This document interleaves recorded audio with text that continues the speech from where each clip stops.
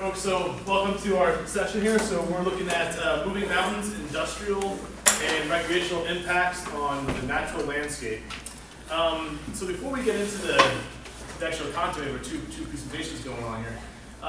Let me just give a little bit of an introduction to like my exposure to this. So for those, actually I watched my students in the back of the room, so they kind of know a little bit about what I've done in the past. But I did my PhD work at West Virginia University, and while we were down there, the whole land use for resource extraction is pretty evident in West Virginia.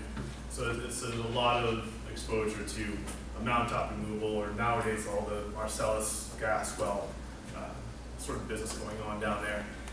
So this is a real interesting topic, and our first presenter is Doug Becker, who's now working over at Kutztown University, but before that was actually in the same research lab as me at West Virginia. So with that, Doug, take it away. Okay, well, thank you for the introduction. So I'm going to talk today a little bit about some postdoctoral research I did. As I was teaching at Kutztown, I sort of kept my ties with West Virginia. And obviously one of the big issues there is mountaintop mining. And so sort of what drove this research is, if you look at the research that's been done on mountaintop mining, it's primarily been driven by the Clean Water Act and looking at aquatic ecosystems. If you leave the aquatic ecosystems and you do look at some terrestrial ecosystems, it's primarily been on what species colonize and actively use the mines after reclamation. But that leaves a big gap in the research for what happens to the surrounding landscape once you put mines into that landscape.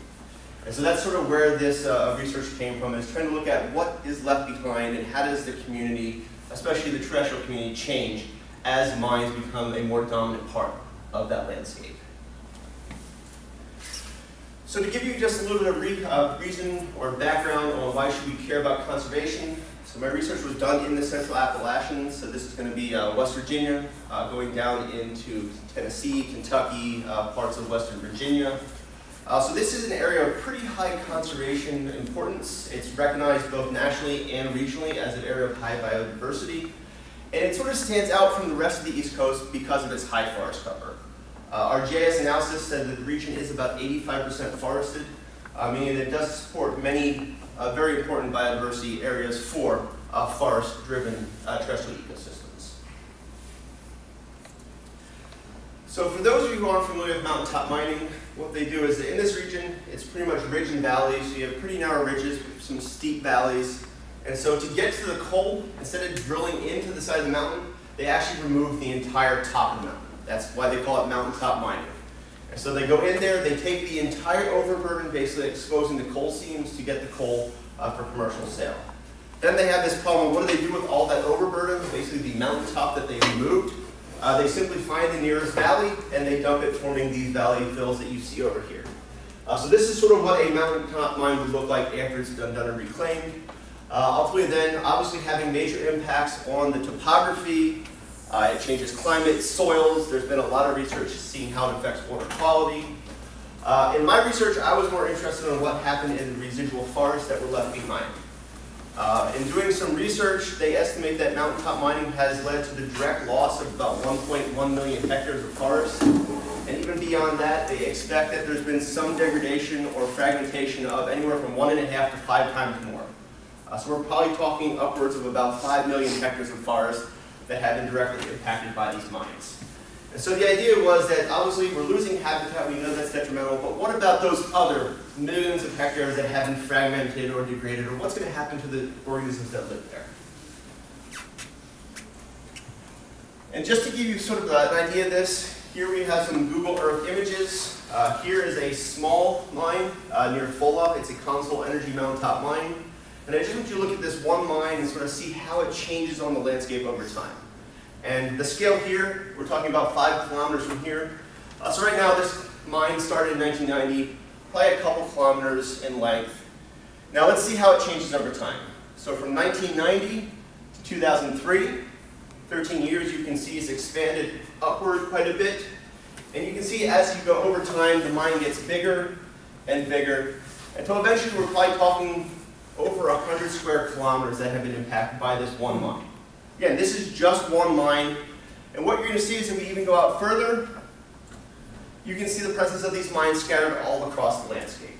So all these areas here in lighter color, these are all these different mountaintop mines that are scattered across the landscape. So within this region, mountaintop mining is the primary driver of broader landscape change. Which leads us to our specific objective is we wanted to use avian species. Again, they're a good indicator of broader terrestrial change. So the idea is if you look at birds, they're usually one of the earlier species to respond, so it might then extrapolate that or expand that to effects on a broader terrestrial ecosystem. And so specifically, we wanted to look at thresholds. As you go from a completely forest ecosystem to one dominated by minelands, at what part in that transition do we see the biggest shifts in the community of birds? And so we're going to look at this both on the individual level and also as a community level, a single value for the entire bird community. With the ultimate idea using the results to then provide information for informed management decisions about what kind of mountaintop mining, how much can we allow in the landscape, when does it begin to impact the animals that live there. So here is the boundary of the mountaintop mining and valley fill removal area out here. So this area sort of in tan is that area. Again, you can see that it's basically southern and southwestern West Virginia, eastern Kentucky, a little bit of western Virginia, and it does extend a little bit into Tennessee. So we actually collected data from a variety of different samples. We collected data from all the way from 2008 through 2013. My project individually was the WVU data from 2012 and 2013. And so what we found is with the original data before we actually did our own sampling, the problem was there was a lot of sampling done in heavily forested areas, but there was limited data available from right around and in the heaviest impacted mine areas. And so we actually went out and did our own surveying, trying to reinforce and figure out those areas and do sampling within the mine properties if possible. Where we weren't given permission, we then used public access and walked the perimeters. So we wanted to try to fill in that data. So overall, we had over 1,600 points where we surveyed abundance of birds. For the protocol for those surveys, standard point counts, we basically go to an area, we stand there and count all the birds we hear within a certain distance. To standardize these, we used a 50-meter radius where we detected birds. To make sure they were independent of each other, we separated them by at least 250 meters. And we did a longer 10-minute duration because we only visited a site a single time. The emphasis for us was to get a large geographic coverage as opposed to trying to get every single bird at every single point. To also limit some bias, we did limit these to primarily matured hardwood forests. There were some conifers, but we did not sample in primarily coniferous stands. And then just to make sure all the data could be easily combined or was suitable combined, we did some preliminary removal models where we actually looked at the different projects we had collected the data from, just to make sure there was no large systematic biases between these different places we were getting the data from. And so the analysis said that there were no large or systematic biases, so we felt confident in combining all of that data together, just to have one large data set to look as our analysis. So we have the bird data. The next thing we need to figure out is what was happening to the landscape. If we want to look and try to figure out how this transition is affecting, we need to have some way to quantify that. And so we had a member of our collaborating team who was a GIS specialist, and he actually mapped using feature capture or feature extraction. He mapped the entire mountaintop valley fill removal area, and he gave us something like this, where he defined it as either forest, grassland, and shrubland, or barren. And then he also quantified it as being within a mining permit boundary or not being within a mining permit boundary. And so from that, we used 5 specific metrics. We calculated the total amount of mature forest and core mature forest. This was within a 1 kilometer radius of all of our point count surveys. When we actually put these in the analysis, we're actually going to use it as mature forest loss or core mature forest loss, with the idea that all our metrics are going to get higher as the amount of mining impact becomes higher. We also looked at forest edge density. So this would be edge only between forested habitats and non-forested habitats. So that sort of cancels out any other edge except for forest and non-forest. Total mine land is an accumulation of all of the area in mining permit areas that were not covered by forest. So that would basically be your mining in shrubland, your mining grassland, and your mining barren habitats. And then finally, we did a total grassland and shrubland, including both mine areas and non-mine areas. And so these are sort of the 5 landscape metrics we're going to use and try to see what happens to the abundance of these birds as these metrics increase or decrease. And the reason I put this in is I just want to show you that we did, I think, and were pretty successful in covering a broad range of landscapes. So here would be a mature forest cover, and you can see mostly we're heavily mature forest. We have areas where we actually got almost down to 0. So that is about what is available in the landscape to sample. Same thing for mine land. You can see most of them had about 20 to 25%, but we have some where we have over 80% mine land within a 1 kilometer radius. So I think we were successful, and we do have a data set that is representative of all the different landscapes that are available within this broader mountaintop region. And now finally we have our bird data, we have this abundance, we have these landscape metrics changing over time. Now we need some way to try to figure out over that transition in the landscape, when do the bird communities change? And so there's this novel statistical technique called a threshold indicator taxa analysis. This is a paper published by Baker and King, but for short they call it Titan. And the interesting thing is it's sort of a combination of a change point analysis. The change point is going to give you a defined threshold, an area where a small change in your environmental gradient has a large or disproportional change in abundance. But to determine the change point, it uses an indicator species analysis. And so the points of this is it actually includes not only abundance, but frequency of occurrence for the species. And so it gives you then different values relative to the environmental gradient, and that's what's actually used to define whether a change point exists or a threshold exists. So from our data, we put 79 species and over 8,000 individual birds into this software. Again, it's important conservationally because it allows you to include species with only 5 detections. So it allows you to bring those highest conservation trend species that are often scarce on the landscape. And then we also do 250 bootstraps to see is the results consistent. So every time you run this analysis, it runs it 250 times, and it gives you some idea of how consistent is it, taking different random subsets of your data. And then finally, to determine if an individual taxa is significant, it has 3 specific rules it has to follow. So for the entire analysis, it has to have a p-value of less than 0.05. The purity value means that over those 250 bootstraps, 95% of them have to have the same response. So the bird has to have a positive threshold for over 95% or a negative threshold for over 95%. And then finally, for each individual bootstrap, it also has to be significant for 95% of those bootstraps. So you have to fit all 3 of these criteria before we'll consider any taxa as being significant. And then it's the significant taxa that are going to be compiled together that gives you an overall change point for the broader community. So moving into our initial results. So these are the overall community thresholds. This gives you some idea of the output you get. So it was run for each metric by itself. So this would be mature forest lost. Z minus would be those species that have a negative threshold, meaning their abundance decreased. Z plus would be a positive threshold, those species that increased. And then it gives you a change point. So in this case, they found that the decreasing abundance occurred after about 11% mature forest lost.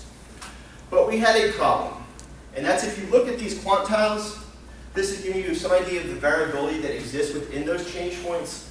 When we lumped every single bird species together, they were very, very broad. For example, this is anywhere between 4% and 83% forest lost, which means that there's so much variability that we don't have a lot of confidence in the exact location of that change point. And when we began to think, it made sense. We were taking all these different birds with very diverse habitat requirements.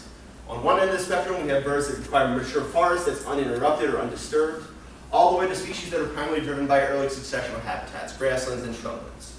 So it makes sense if you have this diverse assemblage of birds that you would probably have a diverse or a broad range in your change points.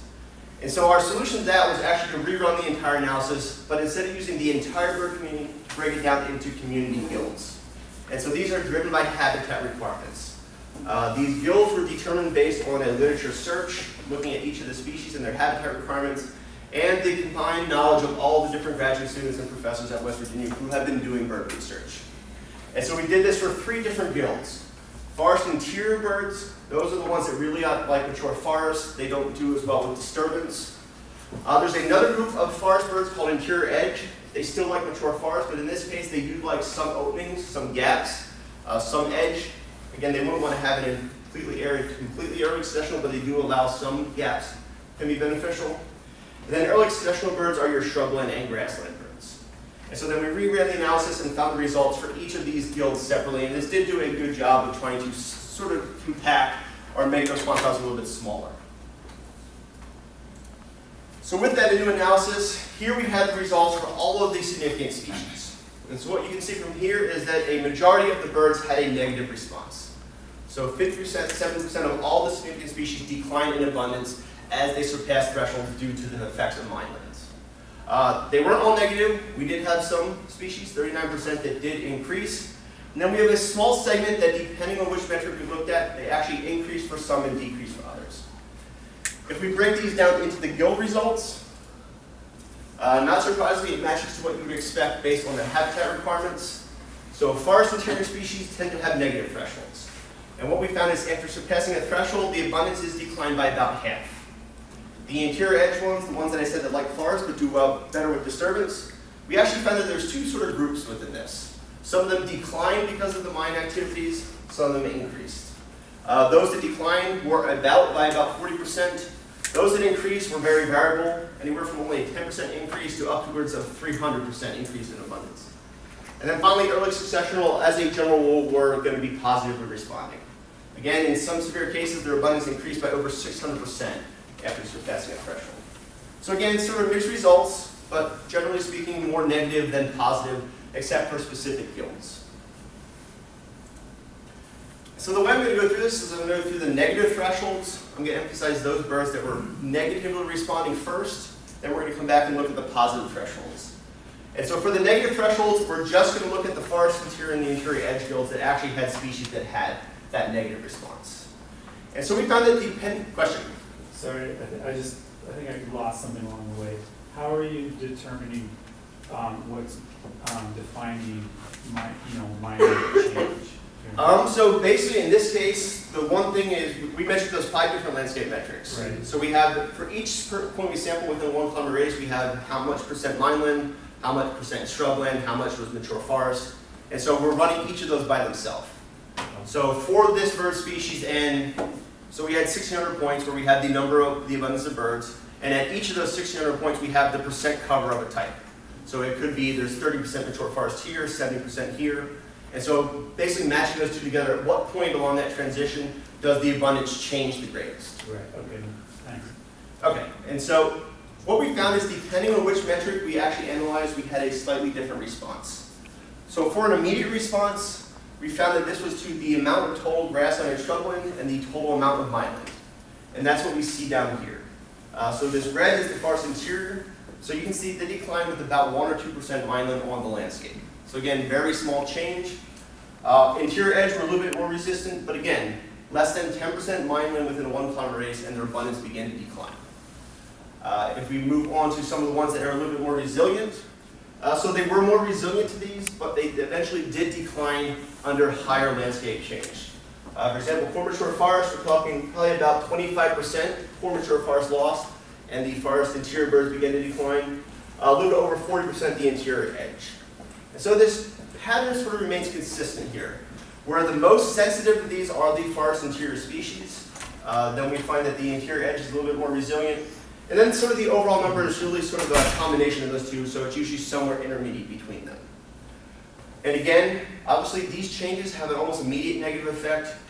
We have some resiliency, which you can allow then some mature forest loss, or you can allow some edge. But again, as it becomes cumulatively higher and higher, at some point it did begin to detrimentally impact these species. And I did want to give you some example of individual taxa. I'm not going to spend a lot of time, but I want to show you that this is also an output this approach will give you. So these are actually going to be one metric at a time. So for example, this is mature forest loss. And this gives you all the individual taxa that are going to be significant. And what it does is it gives you on the left side, these are the Z minus species. These are the ones that are declining. And then if there's any on the right side, those would be the species that are increasing. And so for this first one, here we have the significant forest interior birds. And you see all across them, they're almost all within the first 5 to 10% of this mature forest loss, which ties up or goes back to the idea that they're, again, declining pretty immediately. The ones with the bigger circles are more significant, though, than with the smaller circles. And then this gives you that quantile of the bootstraps, giving you some idea of the variability that might exist in those thresholds. Here we have the interior edge, again looking at mature forest loss. And so again, for those species that are declining, you can see it's an almost immediate decline. But in this case, we do have some species that are increasing. So again, there's sort of a mixed result in this gill, which is going to lead us into the other half of the analysis. And so we have positive thresholds. For this, I'm going to primarily be talking about interior edge species and then early successional species, because the forest interior gill did not respond positively to the amount of mineland. And so the first thing is that if you look at these thresholds and you look at the negatives and the positives for each metric, there are very few instances where the positive threshold occurs earlier in the landscape change than the negative. Which means that by default, except for a few exceptions, you have to overcome those negative changes before any positive effect is felt within the community. Meaning that there is no way to avoid the negative before you have these positive effects. Except for a couple examples. So within the forest interior guild, there's some edge density between 4 and 23 meters per hectare. In small amounts of mineland and grassland, and then some edge density in the early succession. So what do these numbers mean? These are some of the limited opportunities you can have beneficial management without the negative effects on the forest, more dependent forest birds. But outside of these, you actually have to have the negative occur before any of the positive effects are felt on other parts of the community. Looking now at the specific guilds, the interior edge guild, they actually responded positively to immediately small changes. So they didn't want a large amount of mineland, but they didn't mind having small amounts. So within the first 1 to 3% of both the amount of mineland and the amount of shrubland and grassland, we had some positive effects. If we look at now the early succession we haven't talked about at this point, they had a much more delayed response, but following and surpassing those thresholds, they had a much broader increase. So you can see that they wanted to have over half the forest loss, almost 90% core mature forest loss, more than half of it being grassland, and more of it, almost 80% being mineland. So this guild was actually specifically tied into mineland, and they needed large amounts of mineland habitat to increase in abundance. And so you can see how we sort of have this dichotomy, where we have this one group of birds that don't like mines, and we have this other group of birds that do like mines. With the idea that it's really going to be hard to manage for these birds that like mines without having the negative effects on those that sort of respond badly to them. And again, this gives you, again, just some of those individual taxa responses. So here's our interior edge. And again, you can see it's mixed. We have a combination of species that are responding negatively, and then species that are responding positively. And you can see how they sort of overlap. So really, this guild is sort of mixed up with some birds that don't like mine and some birds that do well under mining situations. Over here, keep in mind these, I'm going to come back to these. There were a couple species that didn't actually like forest loss, or complete forest loss. But generally speaking, pretty broad variable ranges, but they did like the presence of mineland. Which gives me just a chance to talk about it. I'm just going to pull out a couple examples, because besides these broader community analyses, we can actually use this for conservation of specific species. And based on Dr. George's past research, I had to talk about cerulean warblers. Correct. And so this is one of the highest species of conservation concern in this region. And so what we found is that we had a threshold for mature forest loss of over 11%. So less than 11% loss, we didn't see a decline in cerulean warbler abundance. Over that, as you can see here, we did have a decrease in abundance. So that means if you're trying to manage for cerulean warblers, you can pull that out of this broader data set, and you can use this as a management target for the landscape. Sort of interesting and tied into some other research is we did find that there was some built-in resiliency to edge effects. For example, they did not have a threshold for edge density. So there is some ability to have some edge for cerulean warblers, but just trying to keep it under that targeted threshold. And sort of surprisingly, we found for some of the early successional species we thought would not like forest or would do well with a limited forest, there actually was some thresholds. So remember that previous slide I pointed out those 3 species. 2 of them, indigo bunting, they actually declined with greater than 18% forest loss, and then the prairie warbler declined with over 7%. So this would indicate, at least to some limited degree, that retaining forest is important for those early successional species, even though they're primarily using the habitat created by the mines.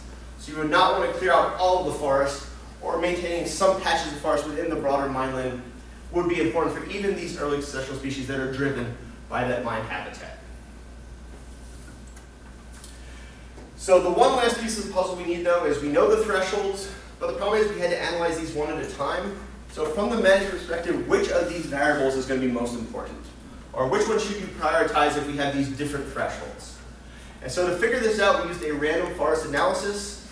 And what this does is it uses our landscape metrics and our abundance data, and it creates random classification trees, or regression trees. And what it does is each division, it does a random variable, and it does this numerous times, and it gives an indication of how important is each variable to try to give or partition that data out.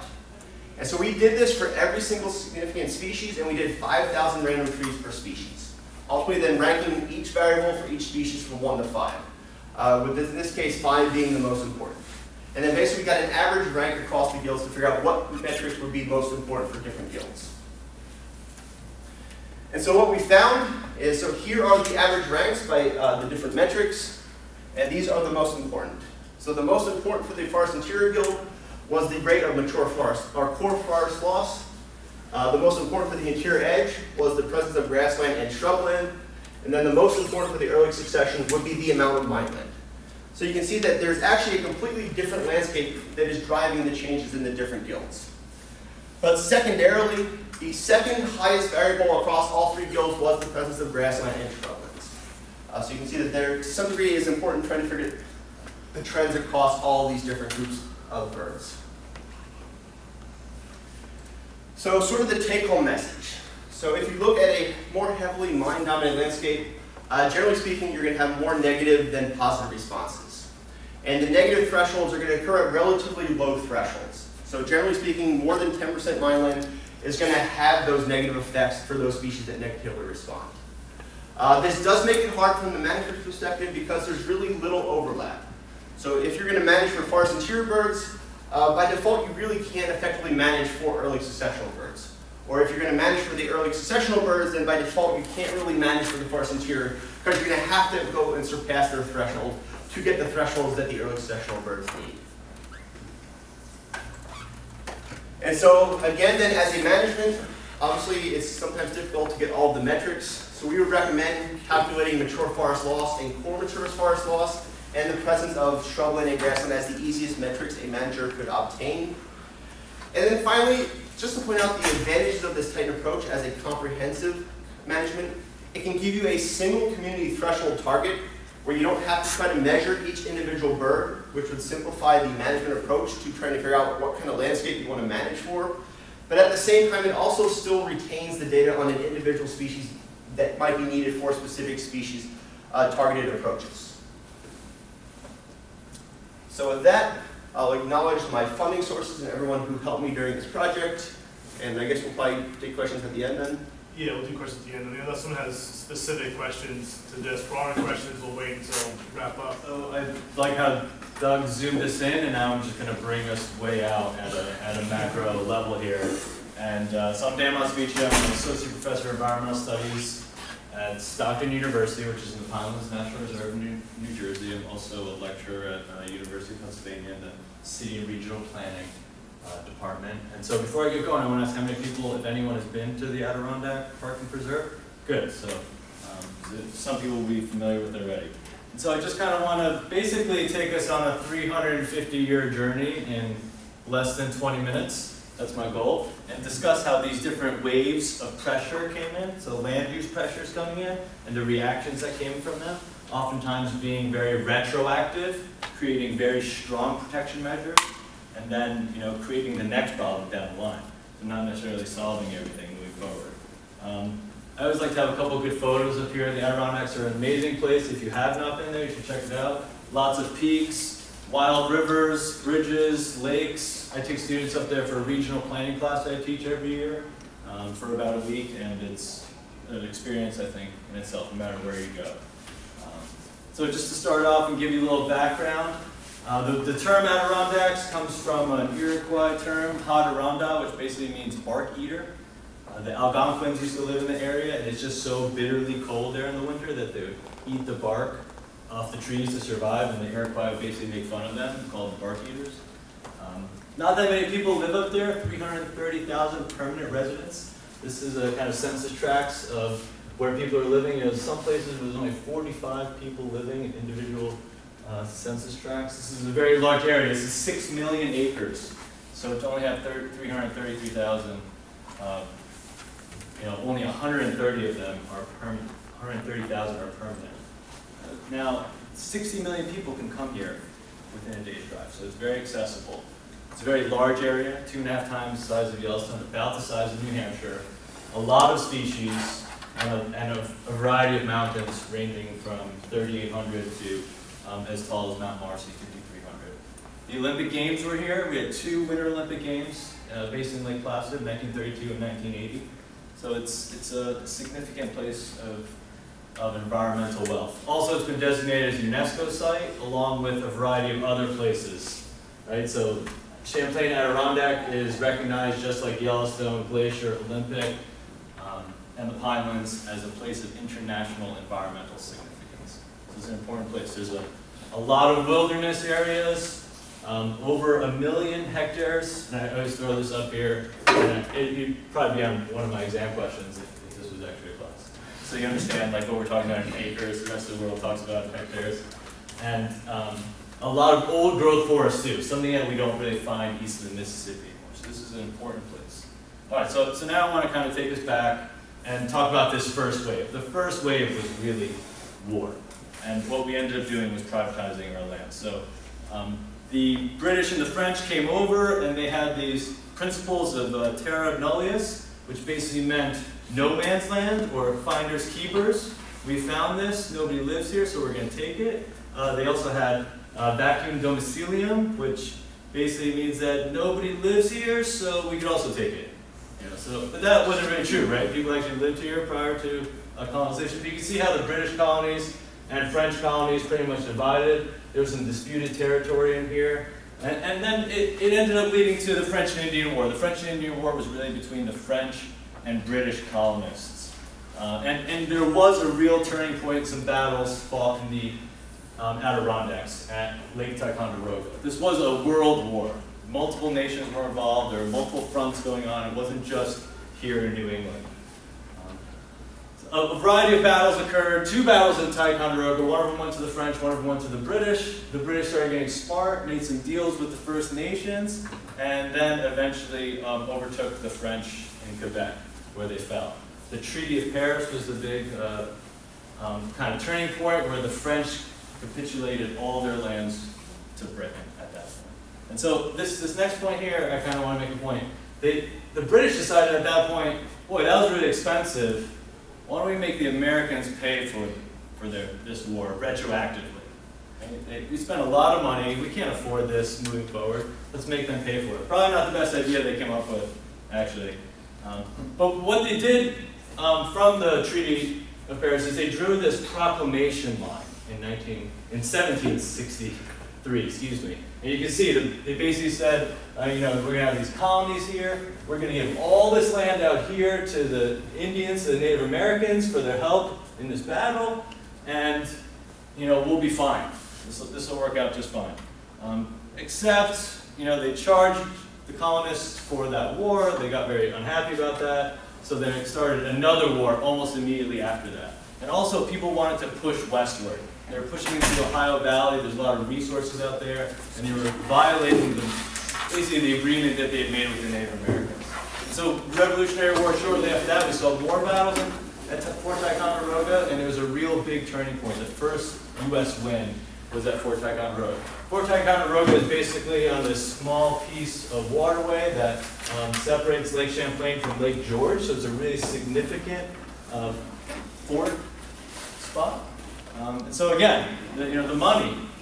This is an important thing. You know, you guys, I think everyone knows who won the Revolutionary War. We're all here. But the money became an issue again because the American colonists, when they formed this country, they said, how are we going to pay all these people for this war? How do you pay for all these wars? So the first thing they did was they just sold land. Right now they actually owned the land. The British didn't own the land anymore. The United States owned the land. So they started selling it and making money and paying off their debts. Some of it they gave away for free to the military. Some of it was sold for 3 cents an acre. Right? This is over 1 million acres that was sold for 3 cents an acre. This is almost 4 million acres sold for 8 cents an acre in upstate New York. And today it's about 2,000 acres. And I was in a presentation earlier where development rights in Bucks County are selling for as high as $20,000 an acre. And today you can just buy the land outright in the Adirondacks and a lot of places for 2,000 acres. So good use of resources up here if we're going to do some protection. And so I put this question here. Hindsight is 2020. Right? We're selling it for 8 cents an acre, and how much are we buying it back for in the future? So that was the first wave, right? We had the war, we sold the land. Second wave, we decided to really use resources and just ravage the forest.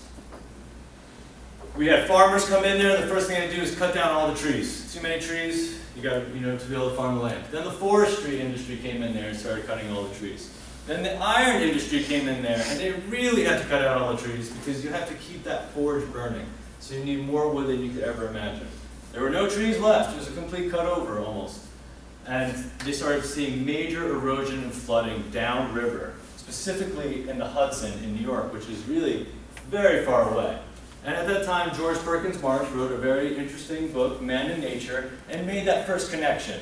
If you destroy things in the upper watershed, if you cut down all the trees, you will have environmental consequences downriver in your urban areas. People just started figuring it out this time. So they started doing some planning. The Forest Commission Preserve was created. They started buying back land about 100 years later. They created the Adirondack Park and literally just drew a blue line on the map, which in my map is actually red here. The blue line's been expanded since that time. They drew a blue line. They said, we're going to try to buy back everything within this line that's going to be owned by the state over time. Let's work on it. They even passed a constitutional amendment which said anything they buy would become forever wild. And it went to a popular vote with the state in New York, and it passed and everything. So they pretty much were designating state constitutional wilderness. This is the first time that something like this had ever happened. Now this is 1894, right? We had just sort of created our first national park. We didn't have a National Park Service. We didn't have a U.S. Forest Service. This is all happening at the state level. So it's kind of progressive, but it's in response to the devastation that had been happening out there. All right, so that was wave number 2. Wave number 3, things were kind of fine again for a variety of decades, and then people started coming in everywhere. And how do people get everywhere? They take the highway.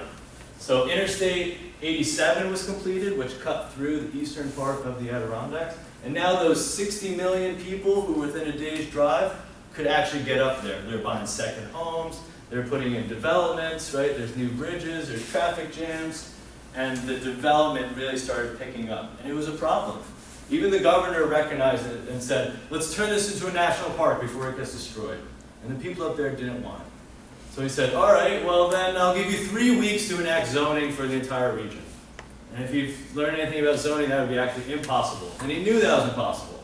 So he gave him an impossible tax and said, oh, well, 3 weeks has passed and you have not enacted any zoning, so I'm going to enact zoning for the entire region.